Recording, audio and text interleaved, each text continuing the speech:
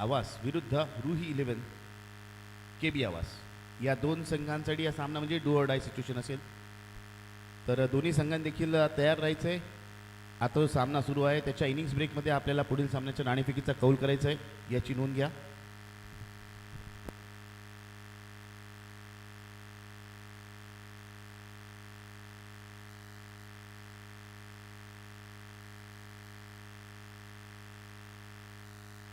चला मित्रांनो, सामन्याला सुरुवात करायची आहे. क्षेत्ररक्षण सजवलं जात आहे. पहिल्या षटकासाठी गोलंदाजाला नियुक्त केलं जात आहे. पावपेचं पहिलं षटक हाताळण्यासाठी कर्णधार रोहननी नक्कीच विश्वास दाखवला आहे, तो म्हणजेच रोहन घरत या गोलंदाजावरती. नक्कीच त्याचे सर्व खेळाडू मित्र रॉनी या नावाने त्याला ओळखतात. उंचपुरा असा गोलंदाज आणि त्याच्यासमोर तेवढाच आक्रमक आणि विध्वंसक विस्फोटक असा फलंदाज आतिश, ज्याने पहिल्या सामन्यात आतिशी खेळी केली. 41 धावा जमवल्या आणि प्रथम फलंदाजी करताना तब्बल 63 धावांपर्यंत मजल मारली होती.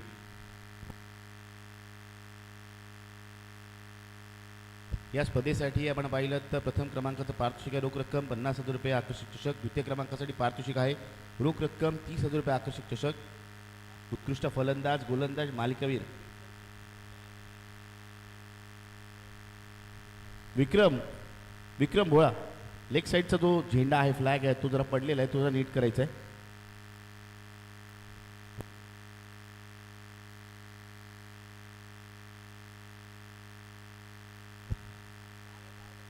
जरा लवकर जायचं विक्रम, सामना सुरू होण्याच्या आधी. पंचांचा इशारा येतोय, let's play let's battle begin. पहिला चेंडू घेऊन रोहन घरत. क्षेत्ररक्षणाची व्यूहरचना आपण पाहिली तर 2 क्षेत्ररक्षक सीमारेषा, एक लॉंग ऑनला, एक मिड विकेटला. पहिला चेंडू डीप मिड विकेटच्या दिशेने घेऊन काढला जातोय. क्षेत्ररक्षक तिथे तैनात आहे. गितेश म्हात्रेला आपण पाहतोय क्षेत्ररक्षण करताना. चांगलं क्षेत्ररक्षण होतं. एकेरी धावेने आतिशने आपल्या धावांचं खातं उघडलंय. पहिली धाव धावफलक लागते आतिशसाठी आणि त्याचबरोबर परी अँड प्रिन्सी 11 पापते मळा या संघासाठी. दोन्ही संघांनी पहिला सामना जिंकलेला आहे आणि दोन्ही संघ प्रयत्नशील असतील हा सामना जिंकून सुपर 4 मध्ये प्रवेश करण्यासाठी. पाहूया कोणत्या संघाला यश मिळतंय. रोहनचा पुढचा चेंडू समीर पारकरसाठी. यावेळेस समीरचा फटका, चेंडू जातोय सीमारेषे पार. इनिंग मधला पहिला मॅक्सिमम षटकार.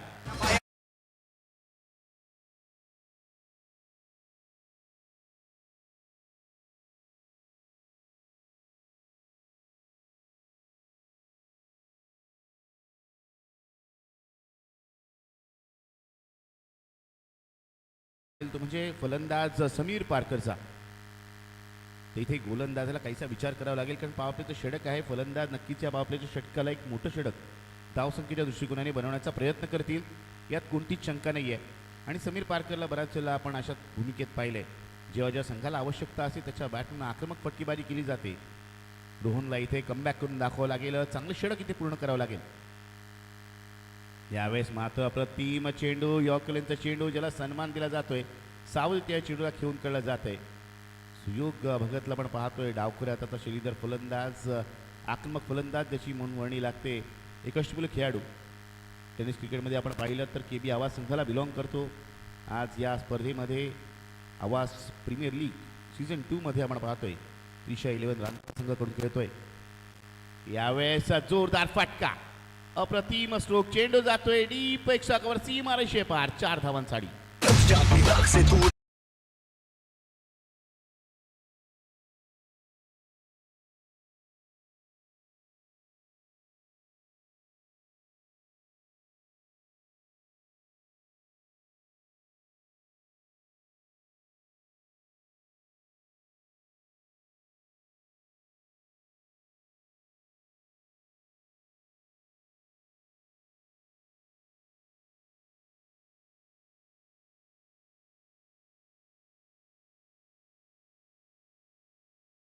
tenniscricket.in माध्यमातून आपल्यापर्यंत पोहोचते त्यांच्या संपूर्ण टीमचंही मी इथे नक्कीच आभार प्रकट करतोय. आणि विशेष आभार असतील ते म्हणजेच बाबदे क्रीडा मंडळचे, बाबदे सुरेखार क्रीडा मंडळाची, ज्यांनी हे मैदान उपलब्ध करून दिलं. आणि ही जी APLची म्हणजेच आवाज प्रीमियर लीगची ही जी कमिटी आहे, कोर कमिटी, त्यांचंही नक्कीच आभार प्रकट करावे लागतील मित्रांनो, कारण त्यांच्याच सौजन्याने त्यांच्याच माध्यमातून ही स्पर्धा यावर्षी देखील आपल्याला पाहायला मिळते. 12 धावफलक लागलेले आहेत. यावेळेस मिस्टॅम स्ट्रोक, चेंडू हवेत, क्षेत्ररक्षक चेंडू खाली येतोय आणि फलंदाज Atish Bhagat back to the pavilion.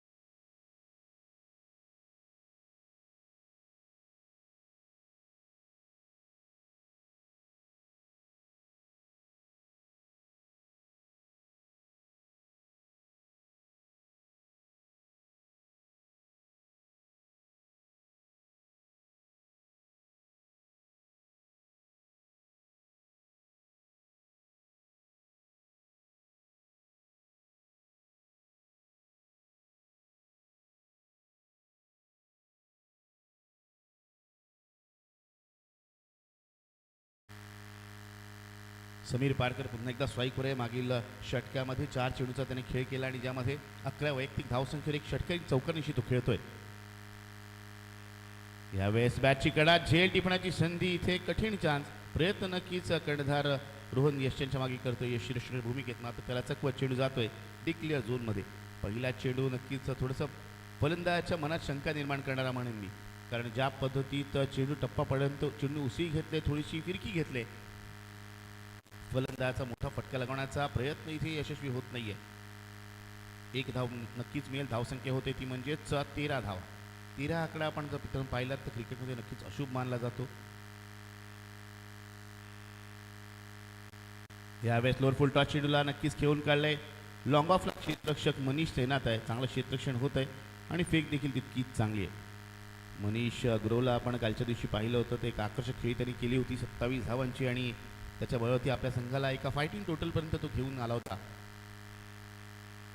आणि तो सामना जिंकून चांगली सुरुवात या स्पर्धेत केली. या दोन्ही संघांनी जर आपण पाहिलं चांगली सुरुवात झालेली आहे. दोन्ही संघ समान ताकदीचे आहेत, तुल्यबळ आहेत, तेव्हा सामना नक्कीच रंगतदार होईल अशी अपेक्षा आपण करूया. यावेळेसचा फटका नक्की चांगला आहे, टायमिंग ही चांगला आहे, मात्र क्षेत्ररक्षण त्याहीपेक्षा अप्रतिम आणि तेवढी सुंदर फेक मनीष गुरवची आपण पाहतोय. आपल्या उजवीकडे येताना चांगले डिस्टन्सने कव्हर केलं, चांगल्या प्रकारे चेंडूला गॅदर केला आणि तेवढ्याच वेगाने फेक देखील केली. या षटकाचा विचार केला तर गीतेश हा गोलंदाज आपला संपूर्ण अनुभवाशी गोलंदाजी करतोय. या षटकात पहिल्या 3 चेंडूवरती त्यांनी 321 रुपयाच्या धावा दिलेल्या आहेत. समीर पारकर नक्कीच प्रयत्नशील असेल मोठा फटका लगवण्याचा. पाहूया कशा प्रकारे गीतेश पुढील 3 चेंडू करतोय.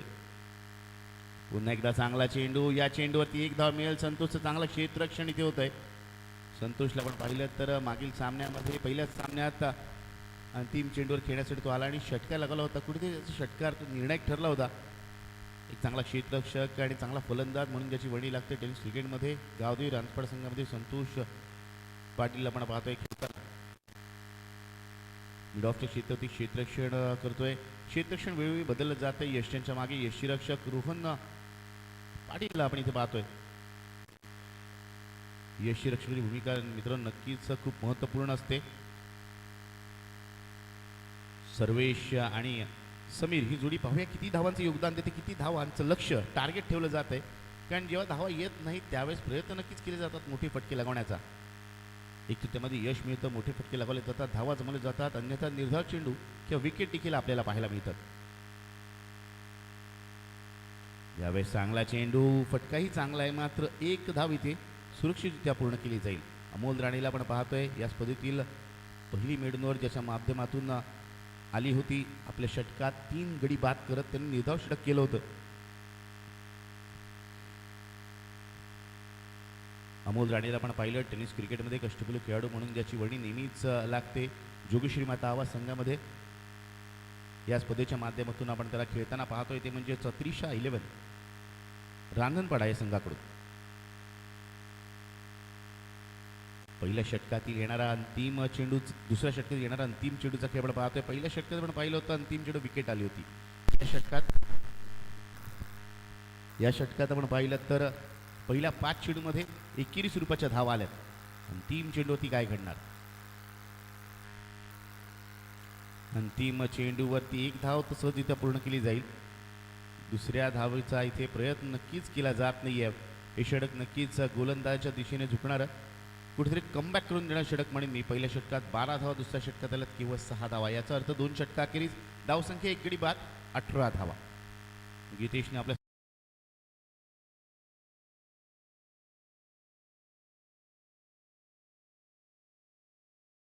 ही कोणत्या गोलंदाजाला नियुक्त केलं जातं हे पाहायचंय.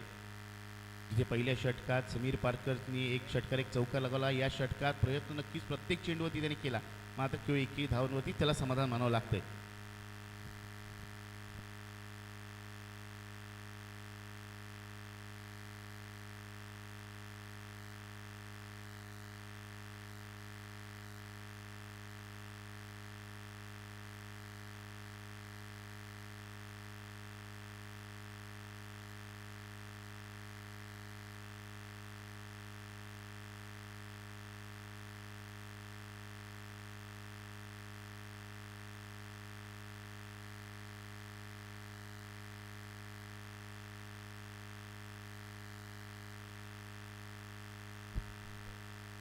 वैयक्तिक पहिलं आणि संघाकडून तिसरं षटक घेऊन येते गोलंदाज अमोल राणे. कष्टकरी खेळाडू. मागील सामना नक्कीच चांगला गेला होता अमोलसाठी. त्याच्या षटकाने पूर्णतः सामन्याचा कायापालट झाला होता. या सामन्यात तो काय करतो हे पाहायचंय, कारण पहिल्या 2 षटकात धावा हव्या तशा आल्या नाही आहेत.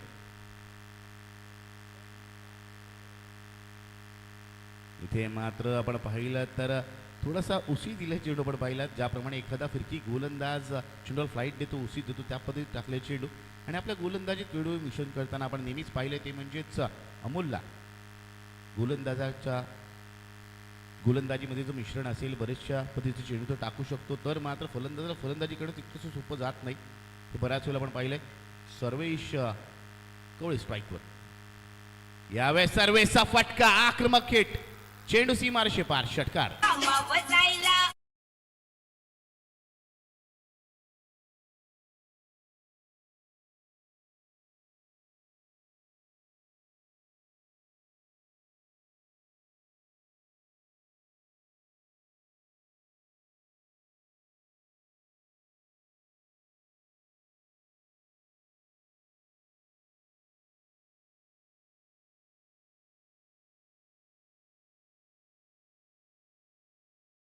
मोठे फटके आपण पाहिलेत.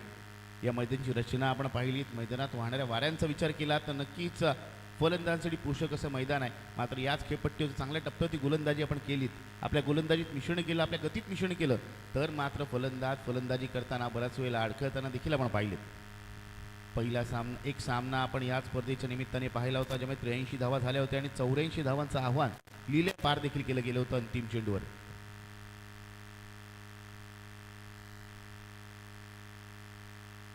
यावेळेस फटका नक्की चांगला आहे. या चेंडूवरती 1 धाव पूर्ण होते. दुसऱ्या धावेचा इथे प्रयत्न होणार नाही, कारण रोहनचं नक्कीच चांगलं क्षेत्ररक्षण रॉनीला पण पाहतोय, चांगलं क्षेत्ररक्षण करतोय, डीप मिड विकेटला तैनात आहे. क्षेत्ररक्षणाची व्यूहरचना आपण पाहिली तर त्याच पद्धतीचं क्षेत्ररक्षण पाहायला मिळत आहे. समीर पारकरवरती सर्वांच्याच नजरा लागल्यात, कारण समीरच्या बॅटमधून पहिल्या षटकात आपण षटकार आणि चौकार पाहिलाय. एक आकर्षक खेळ समीर खेळणार का हे देखील पाहायचंय. इथे बॅटची टू एंडला नक्कीच चेंडू लागला होता. इथे क्षेत्ररक्षण करताना मात्र चूक होते. चेंडू सीमारेषे पार होते. 4 धावांसाठी.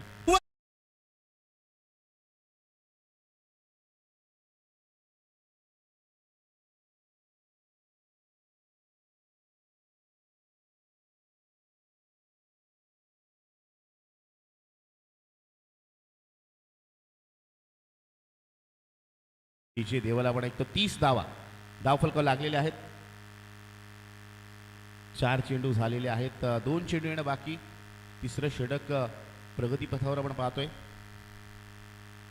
इथे मात्र समीरच्या बॅटमधून एक पॉवरफुल फटका. चेंडू सीमारेषे पार.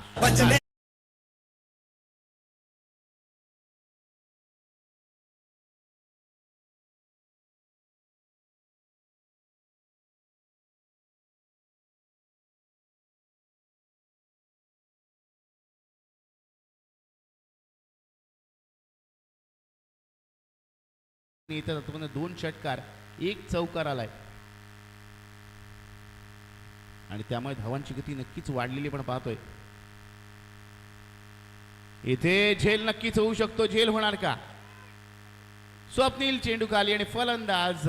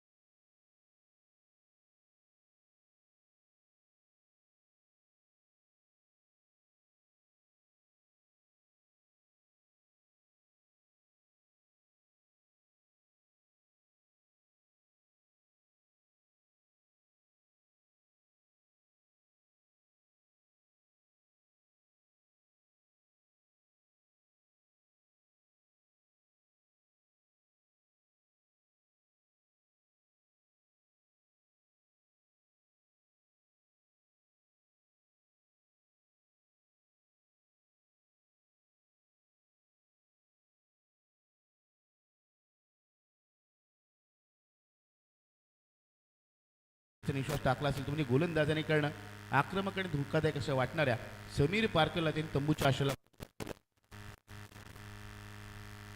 चौथी अंतिम षटक घेऊन येतो अष्टपैलू खेळाडू सुयोग भगत. एक डावखुऱ्या हाताचा शैलीदार फलंदाज ज्याने बरेचसे मैदान गाजवलेली आहेत आणि आपल्या गोलंदाजीने बऱ्याच वेळा त्यांनी प्रभावित केला असा अष्टपैलू खेळाडू. जबड पायलट क्रिकेटमध्ये केबीआर संघात बिलॉंग करतो. त्या संघातील अष्टपैलू खेळाडू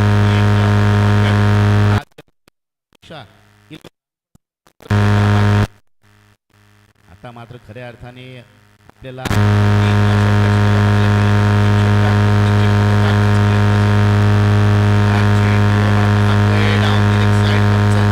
वाईटचा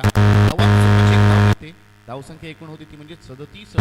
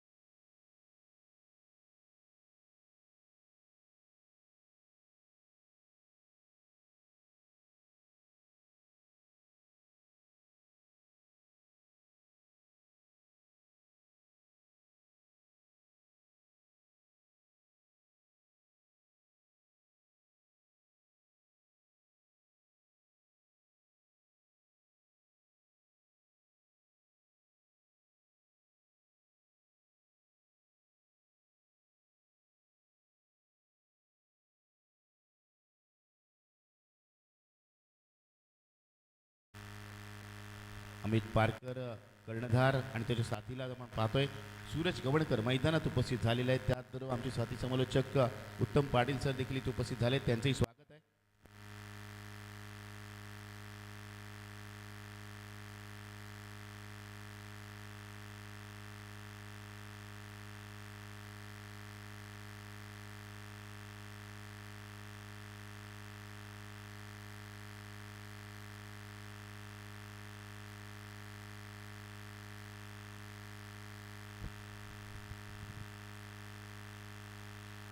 यावेळेस स्ट्रोक चेंडू उंच हवेत, क्षेत्ररक्षक चेंडू खाली येतोय.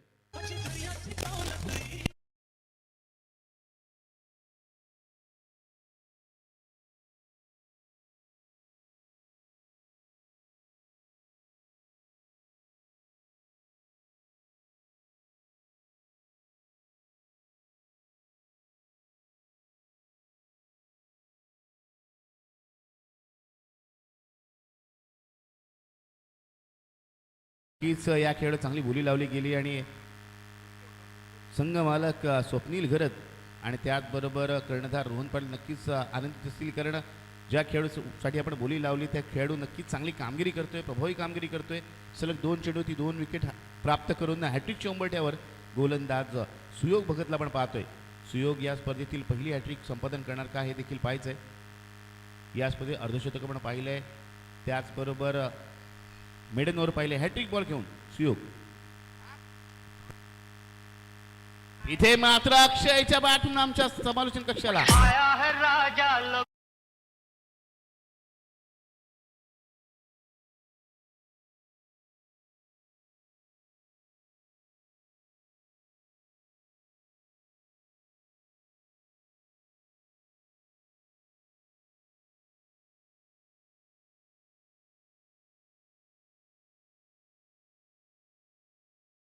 या षटकारे नक्कीच आत्मविश्वास अक्षयचा वाढेल. एक चांगला क्रिकेटपटू, एक चांगला कबड्डीपटू आहे. या षटकाने आपण पाहिले एकूण धावसंख्या झाली ती म्हणजेच 43 धावा. 3 चेंडू झालेत. अजूनही या षटकातील आपण पाहिलं तर 3 चेंडूंचा खेळणं बाकी आहे. सुरुवात नक्कीच आव्हान सुपरच्या चेंडून झाली होती, त्यानंतर सलग 2 चेंडू ती 2 विकेट आणि त्यानंतर हॅट्रिक बॉल होती. इथे मात्र षटकार येतोय. 3 चेंडू अजूनही शिल्लक आहे. धावसंख्या 43 आपण पाहतोय. 50 पार धावसंख्या जाणार का हे देखील पाहायचंय. यावेळेस चेंडू हवेत, क्षेत्ररक्षक चेंडू खाली आणि फलंदाज अक्षय बाद.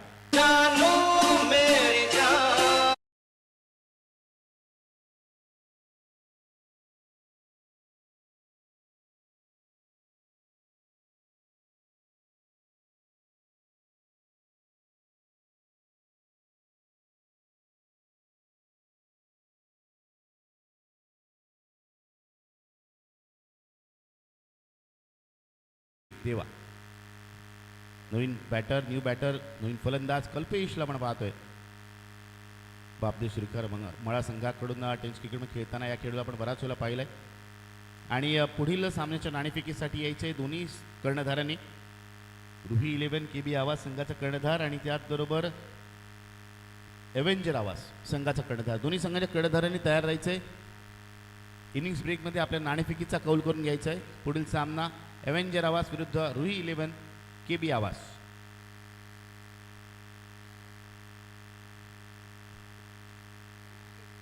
रुही 11 KB आवाज संघाचा कर्णधार इथे उपस्थित झालेला आहे. एव्हेंजर आवाज आपल्या कर्णधाराला सूचना असेल आपण देखील इथे उपस्थित व्हायचंय. इथे मात्र प्रतिम चेंडू, इथे चोटी धाव घेण्याचा प्रयत्न आहे आणि त्या दरम्यान रनआउटच्या स्वरूपात फलंदाज बाद होतोय.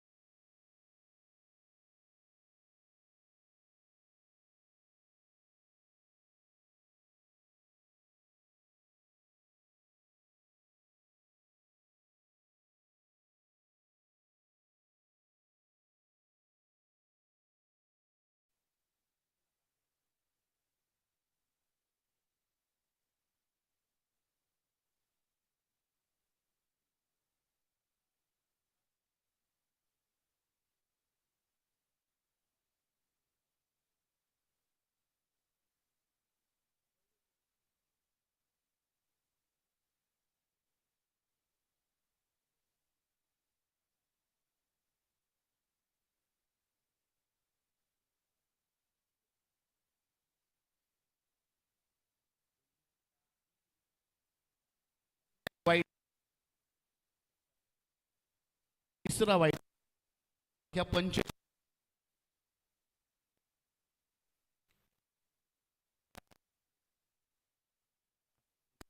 6, तिसऱ्या षटकात 18.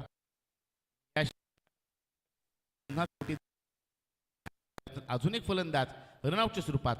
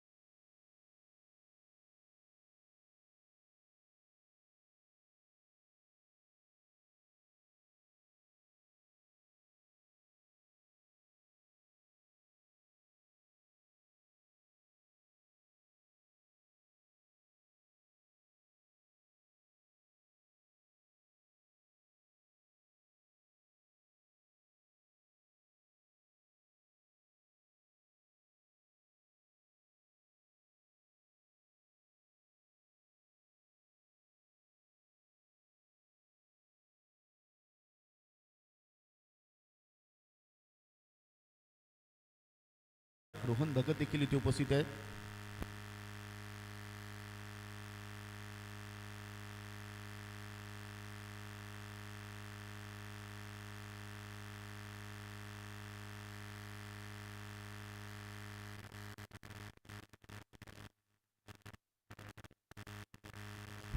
धावांचं आव्हान असणारे 45 धावा लागलेले आहे.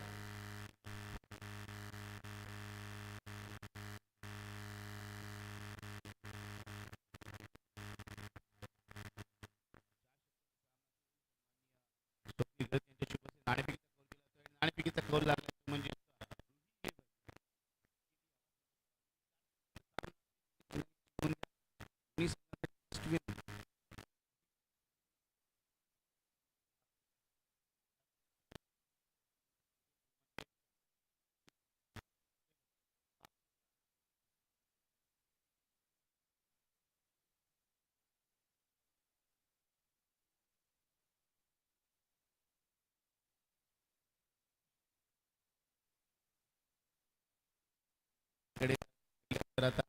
गोलंदाजी करताना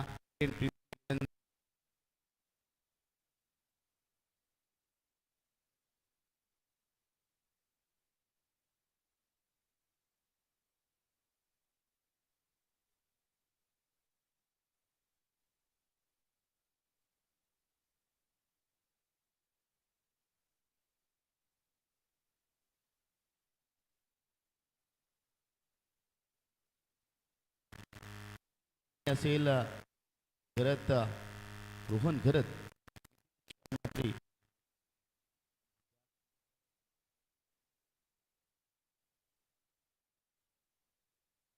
मनीष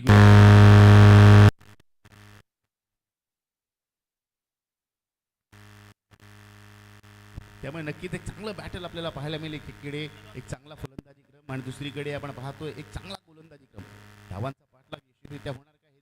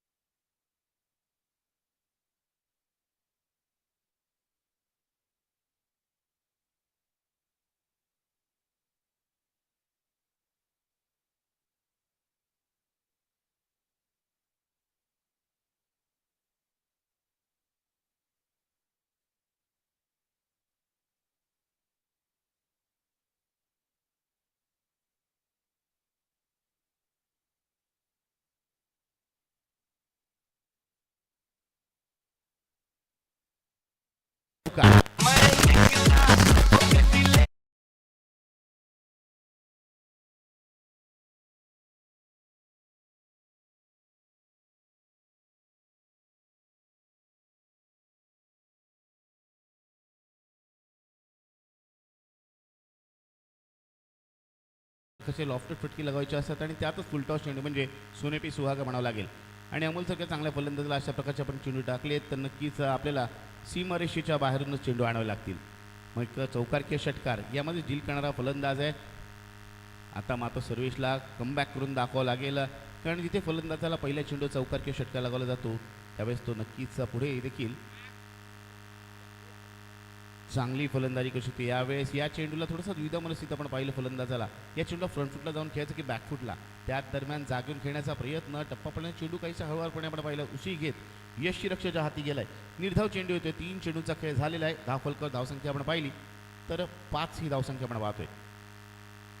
यावेळेस कटचा फटका, अप्रतिम टायमिंग, अप्रतिम प्लेसमेंट, दुसरा चौकार येतोय.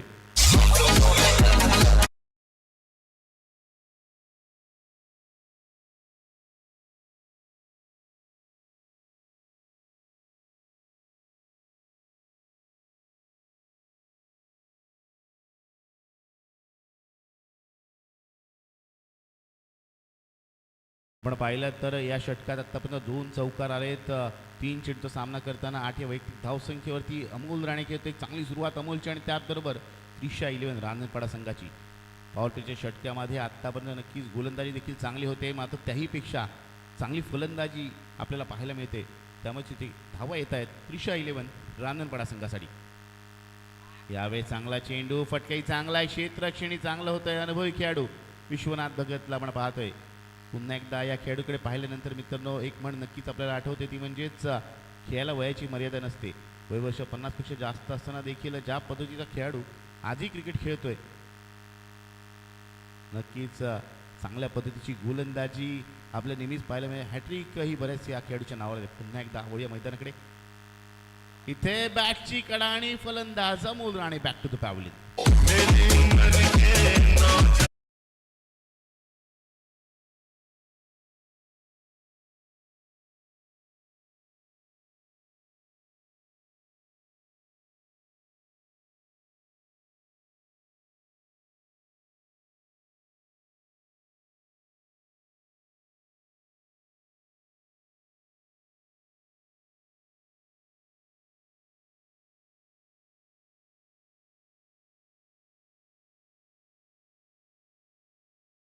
झेल जो पकडे प्रत्येक कॅचसाठी 100 पारितोषिक असेल, ते म्हणजेच सन्माननीय राकेश पाटील म्हणजेच संघमालक यांच्या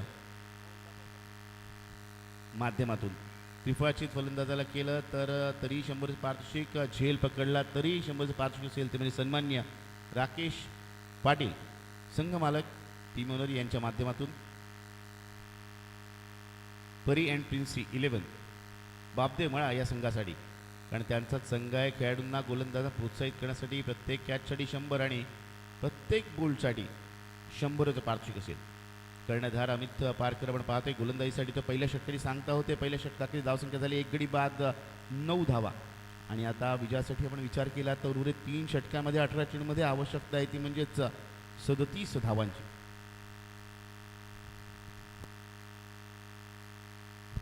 18 चेंडू 37 धावांची आवश्यकता.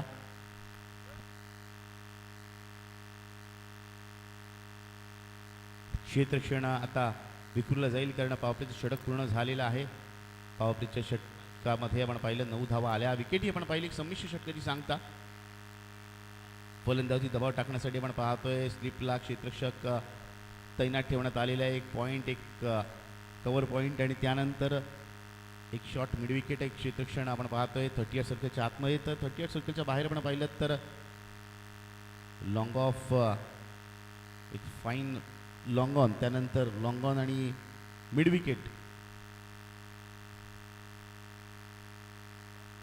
इथे मात्र झेल टिपण्याची संधी होती. इथे मात्र एक मोठी चूक होते, कारण रोहन पाटील सारख्या चांगल्या फलंदाजाला जीवदान देणं हे मात्र खूप महागात पडू शकतं. कारण मित्रांनो कॅचेस विन द मॅचेस हे आपण बऱ्याच वेळेला पाहिलंय.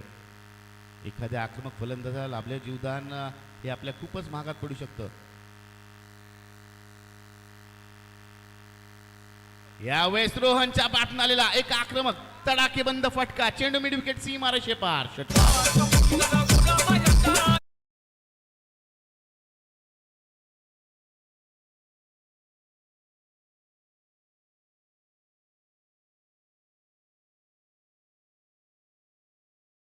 DJ देवा. बघा मित्रांनो कशा प्रकारे एक झेल सुटला पहिल्या चेंडू आणि दुसऱ्या चेंडूवरती जीवदान लाभल्यानंतर कशा प्रकारे लाभल्या जीवदानचा फायदा उचललेला रोहन पाटीलने सुरुवात केली. षटकन धावसंख्या दुहेरी अंक जाऊन पोचले. धावसंख्या झाले 15 धावा. या चेंडूवरती कोणतीही धाव घेतली जात नाहीये. निर्धाव चेंडू येतोय. कुठेतरी शफल होऊन खेळण्याचा प्रयत्न होता. गोलंदाजाचं कॉन्सन्ट्रेशन भंग करण्याचा प्रयत्न होता. मात्र अमितचा नक्कीच चांगला चेंडू मी म्हणेन कारण या चेंडूची गती पूर्णतः कमी केली होती. या चेंडूला बॅकफुटला आपण पाहिलं तर खेळून काढलं होतं पॉईंटच्या दिशेला. जिथे आपण पाहिलं तर क्षेत्ररक्षक विश्वनाथ भगत क्षेत्ररक्षण करते. यावेळेसचा फटका चांगला आहे. क्षेत्ररक्षणी ते चांगलंच होत आहे त्यामुळे एकच धाव मिळणार आहे. या षटकाचा विचार केला आत्तापर्यंत तर 4 चेंडू झाले ज्यामध्ये पहिला चेंडू निर्धाव, दुसरा चेंडू षटकार, तिसरा चेंडू निर्धाव आणि चौथ्या चेंडूवर 21 रुपयाचे धाव आले. धावसंख्या 16 झालेली आपण पाहतोय. अजूनही 30 धावांची आवश्यकता आहे सामना जिंकण्यासाठी. हितेश मात्र न्यू बॅटर इथे मात्र कव्हरच्या डोक्यावर लागवलेला अप्रतिम स्ट्रोक. चेंडू जातोय डीप एक्स्ट्रा कव्हर सीमारेषे पार. 4 धावांसाठी.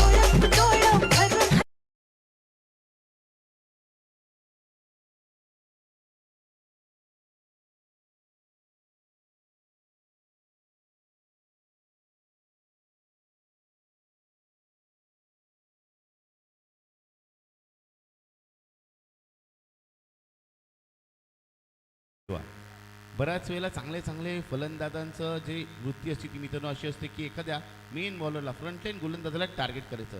असाच प्रयत्न केला जातोय. अमित पारकर जो फ्रंटलाईन गोलंदाज संघाचा कर्णधार आहे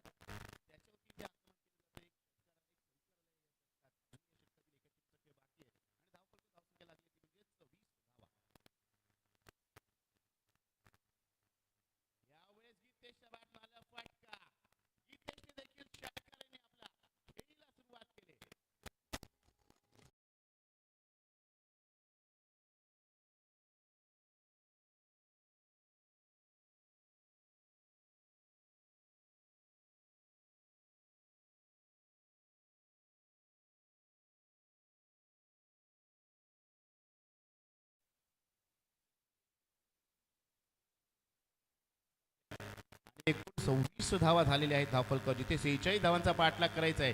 पहिल्या षटकात 9 धावा, दुसऱ्या षटकात त्यामुळे तब्बल 17 धावा. आणि आता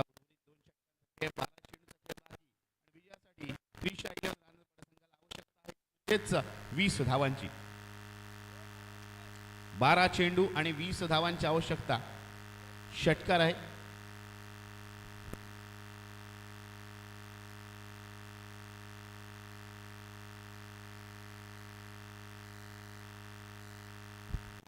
चेंडू आणि 20 धावा. धावांचं अंतर जे आहे ते बऱ्याच प्रमाणात कमी करण्याचा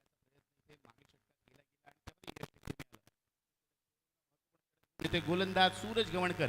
सूरज होती सर्वांच्याच नजर लागल्यात कारण मागील सामन्याप्रमाणे या सामन्यात जर त्यांनी तशीच गोलंदाजी केली तर मात्र अंतिम षटकात सामना रंगतदार अवस्थेत येऊ शकतो. मात्र आपण पाहिलं जीवदान लाभल्यानंतर कशा प्रकारे षटकार लावला गेला आहे तो म्हणजेच रोहन पाटीलच्या बॅटमधून संघाचा कर्णधार आहे. आणि जर आपण पाहिलं तर मागील षटक म्हणजे कॅप्टन टू कॅप्टन असा देखील खेळ आपण पाहिला ज्यामध्ये कुठेतरी वर्चस्व आपण पाहिलं ते म्हणजेच त्रिशा इलेव्हन रानपाडा संघाचा कर्णधार रोहन पाटीलचा ज्यांनी षटकार लगावला. पहिल्या चेंडू नक्कीच त्याला बाद करण्याची नामी संधी उपलब्ध होती. मात्र यष्टीरक्षक समीर पारकरच्या हातून झालेली चूक किती महत्त्वपूर्ण किती मोठी आहे हे आपल्या सामन्याच्या अंतीच माहीत पडेल. कारण रोहन पाटील सारख्या चांगल्या फलंदाज जीवदान हे खूपच महागडं ठरू शकतं. यावेळेस टप्पापर्यंत अतिरिक्त उसी घेणार चेंडू. या चेंडूवरती 1 धाव मिळते. चेंडू जातोय डिक्लेअर झोनमध्ये. धावसंख्या झाली ती म्हणजे 27 धावा. पहिला चेंडू पण पाहिला आखूट टप्प्याचा चेंडू टाकला गेला कारण आपण पाहिलं गोलंदाजाकडे चांगली उंची आहे त्याचबरोबर चांगली ताकद आहे. आपल्या ताकदी नक्कीच शॉर्ट ऑफ रेंजचा चांगला चेंडू त्यांनी टाकला आणि अशा प्रकारचे चांगले चेंडू आपल्याला बऱ्याच वेळेला सूरज गवणकरच्या गोलंदाजीमध्ये पाहायला मिळालेत. एक चांगलं बॅटल नक्कीच पाहायला मिळेल जिथे फलंदाज रोहन आणि गीतेश मोठे फटके लगवण्याचा प्रयत्न करतील त्यांना रोखण्याचा प्रयत्न असेल सूरजचा.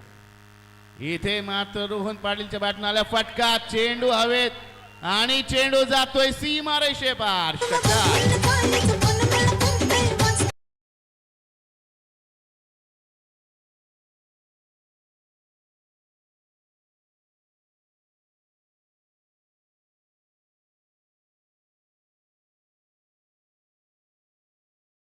बघा मित्रांनो कशा प्रकारे जीवदान मिळाल्यानंतर धावा येत आहेत रोहन पाटीलच्या बॅटमधून. यावेळेचा फटका कावरच्या डोक्यावरून अप्रतिम स्ट्रोक 4 धावांसाठी.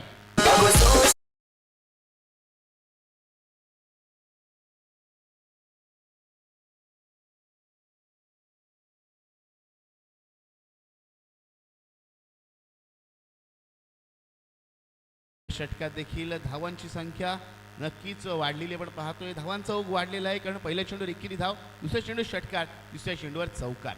आणि रोहन पाटीलच्या बॅटवरून निघणारी प्रत्येक धाव आता मात्र जिव्हारी लागत असेल ती म्हणजेच समीर पारकर आणि त्याच्या संघासाठी. इथे मात्र रोहनच्या बॅटन अजून एक क्लासिक स्ट्रोक, चेंडू लॉंग ऑफ सीमारेषे पार, उत्तुंग षटकार.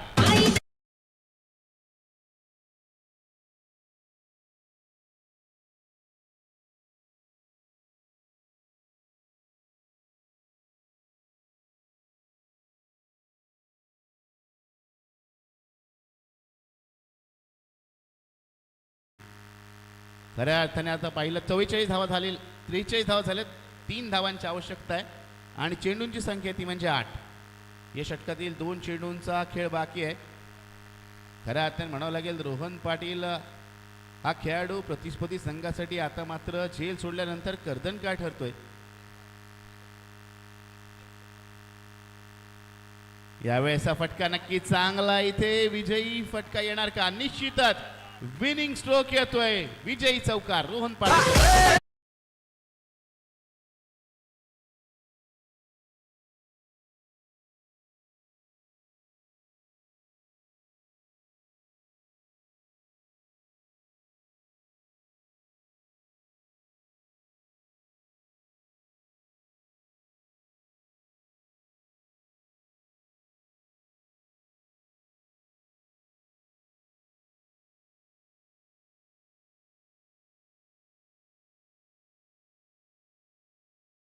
पाटीलचा झेल सुटला त्यानंतर त्या रोहननीच आपण पाहिलं तर षटका चौकांची आतिषबाजी